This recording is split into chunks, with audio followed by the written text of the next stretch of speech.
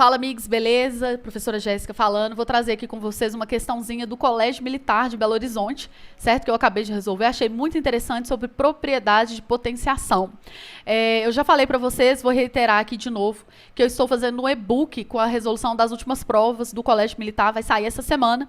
Então, fiquem atentos, porque o preço vai estar excelente, muito camarada, pelo nível de dificuldade da prova e pelo trabalho que ela dá para fazer. Amiguinhos, vocês não têm uma noção, tá? São cerca de 60 questões que eu estou resolvendo do Colégio Militar de BH. São questões extremamente detalhadas, né? Eu resolvo nos mínimos detalhes, são resoluções em vídeo, tá, amiguinhos? Então, se você tiver interesse aí, fique #atento, como eu acabei de dizer. Vai lá no meu Insta, @adiciona com 2 Ds, para você ficar por dentro de tudo que rola aqui, né? Esse e-book aí eu tô fazendo porque eu vi essa necessidade. Não temos outros canais que falam de Colégio Militar de Belo Horizonte, nem nada. Então, é um assunto que muita gente pode ter, sim, interesse. E a prova é extremamente difícil. Eu estou chocada, né? Eu estava até comentando com um professor de matemática amigo meu sobre a prova do Colégio Militar, porque, para mim, o top 1 da dificuldade era o Colune. Quando eu vi a prova do Colégio Militar, eu falei, não, realmente, o Colégio Militar foi bem além.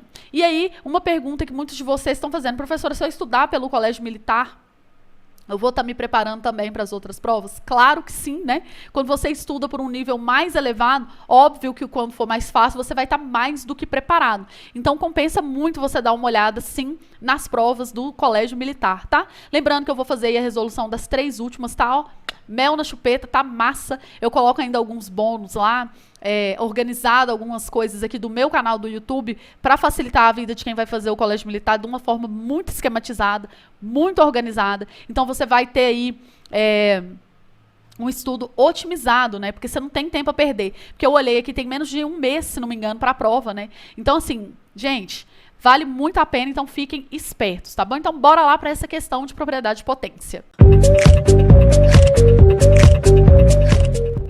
Seja A um número real entre 0 e 1, é correto afirmar que, primeiramente, vamos lembrar uma propriedade básica, né, de transformar radicais em expoentes. Olha só, por exemplo, quando eu tenho a raiz cúbica de A elevado à quinta, eu posso escrever isso aqui como forma de potência, né? Eu pego esse 5 que está aqui e passo para cima, e o 3 que está aqui e passo para baixo.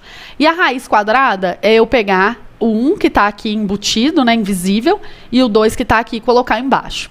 Só que a gente vai precisar pensar numa coisa. Olha só, vamos pensar no número 1/16, porque ele falou que o número ali, ó, ele está entre 0 e 1. Então, 1/16 é você pegar R$1 para 16 pessoas. Obviamente que vai dar mais que 0, mas vai dar menos que 1. Então, pensa o seguinte, quando eu tiro raiz quadrada desse número, o que acontece? O resultado vai trazer para a gente, ó, 1/4. Só que pensa, pegar 1/4 é mais do que pegar 1/16. Pensa uma pizza. Você prefere pegar uma fatia se você dividir ela em 16 fatias ou pegar uma fatia se você dividir em 4? Obviamente que a fração 1/4 ela é maior do que a fração 1/16. Agora, se eu tiro raiz quarta desse número, que é raiz quadrada da raiz quadrada, né? Ó, vamos pensar o seguinte, 16... ele é 2 vezes 2, 4 vezes 2, 8 vezes 2, 16. Então, se eu tiro raiz quarta, vai dar 2 aqui, ó, vai dar 1/2, né? Porque 16 é 2 elevado à quarta potência. Fica assim, deixa eu só voltar aqui para ficar mais claro, ó. É 2 elevado à quarta, certo? Raiz quarta de 1, qualquer raiz de 1 é 1, né, gente? Porque 1 vezes 1 vezes 1 vezes 1 vai dar sempre 1. E aqui, ó, esse 4 corta com esse 4, fica 2. Então, aqui ficou meio. Beleza? Ou seja, se eu fosse transformar isso aqui em expoente, ia dar 16 elevado a meio. 1/16 elevado a meio. Porque aqui tem o 1 e aqui tem o 2 embutido.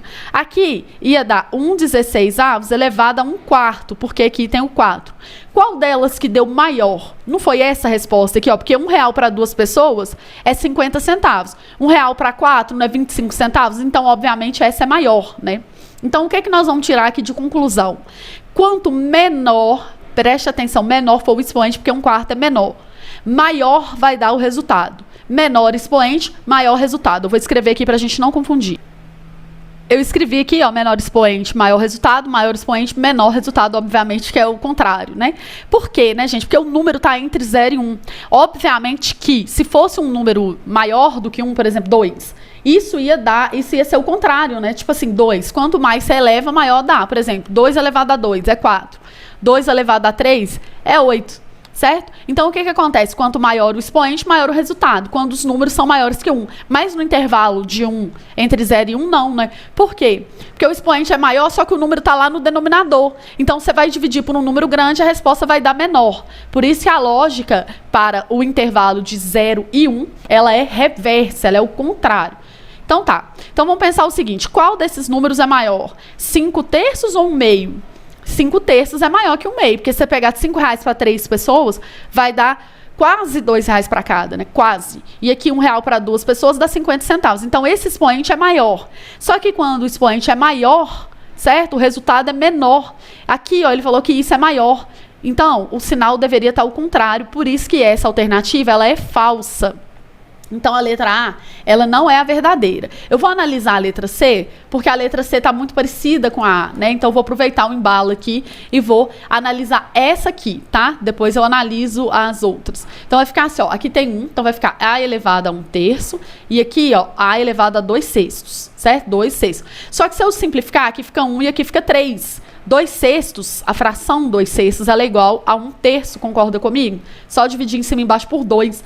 Ou seja, os expoentes são iguais. Se os expoentes são iguais, as coisas deveriam ser iguais. Então, esse sinal aqui, ele deveria ser igual e não maior. Portanto, a C também está incorreta. Como a letra E também é mais precisa, né, porque aqui tem denominador e tal, eu vou interpretar a E primeiro e depois eu vejo as outras. Ó, aqui eu vou ter A elevado a 5 em cima e 3 embaixo, fica 5/3. E aqui fica A elevado a 2/3. O que é maior em termos de expoente? Você ter R$5 para 3 pessoas ou ter R$2 para 3 pessoas? Obviamente que esse expoente é maior, certo? Se o expoente é maior, a coisa dá menor. Ó, maior expoente, menor a coisa. Então, aqui realmente, porque ele colocou o símbolo, né, de menor. Então, essa daqui está correta. Ela é a correta.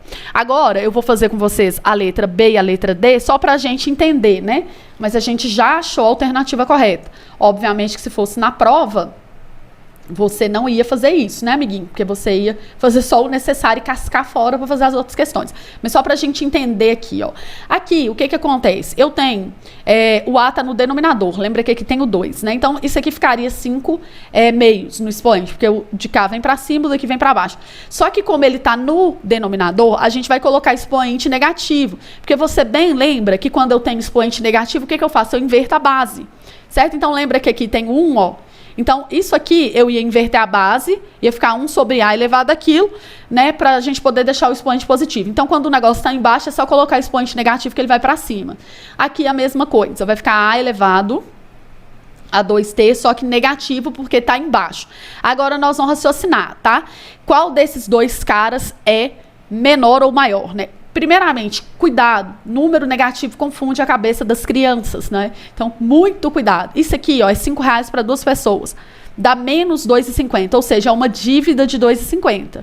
E R$2 para 3 pessoas é uma dívida de 66 centavos, tá? O que é maior? Isso aqui é maior, certo? Porque quando o número é negativo, a lógica é o contrário. Então, ele é menor em módulo, mas ele é maior em valor, né? Então, esse cara aqui, ó, essa fração, por ser negativa, ela é maior do que essa.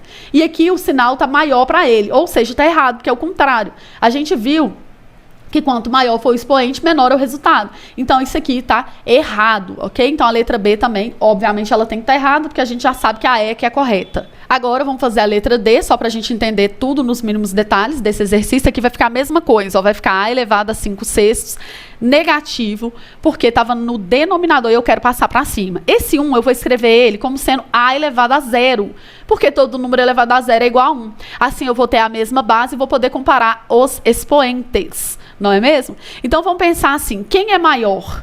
É você ter R$0 ou você dever R$5 para cada 6 pessoas? Obviamente que 0 é maior, porque é melhor não ter nada do que ter uma dívida, concorda?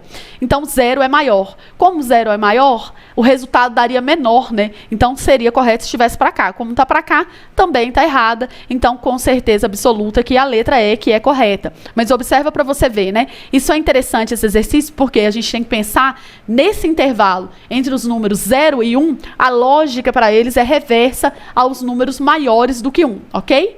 E é muito abordado em prova, muito mesmo. Tipo, direto cai uma coisa relacionada a isso em provas de colégios técnicos e tal.